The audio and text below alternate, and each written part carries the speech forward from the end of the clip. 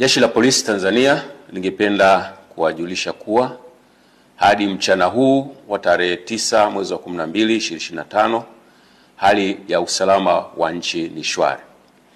Vyombo vya ulinzi na usalama vinaendelea kuimarisha usalama nchini sambamba na kulinda maisha ya watu na mali zao. Aidha, Jeshi la Polisi lingependa kutoa wito kwa wananchi kuendelea kuzipuuza picha mjongeo na picha mnato zinazoendelea kusambazwa kwenye mitandao ya kijamii zikionyesha kwamba kuna maandamano yameanza maeneo mbalimbali. Taarifa hizo sio sahihi. Wanatumia picha mjongeo na picha mnato za matukio ya nyuma kama vile ya tarehe 29, tarehe 30 na tarehe 31 mwezi wa 10 2025.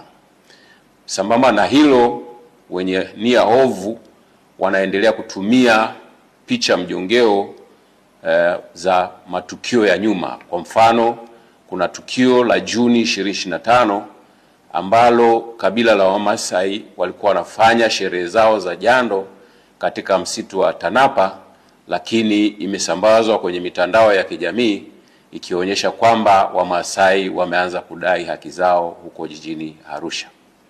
Tunaendelea kuwahimiza Watanzania kuendelea kuzipuuza picha za aina hiyo kwa sababu zina lengo la kuwahadaa kwamba kuna maandamano yanafanyika.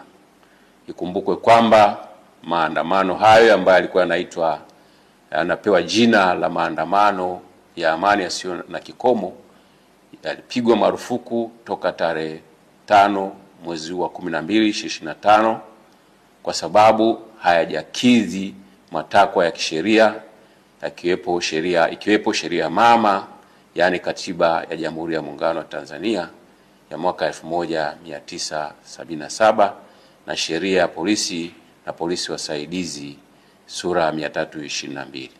Aidha, tunatoa wito kwa wananchi waendelee kufuata sheria kwa ajili ya usalama wetu sote.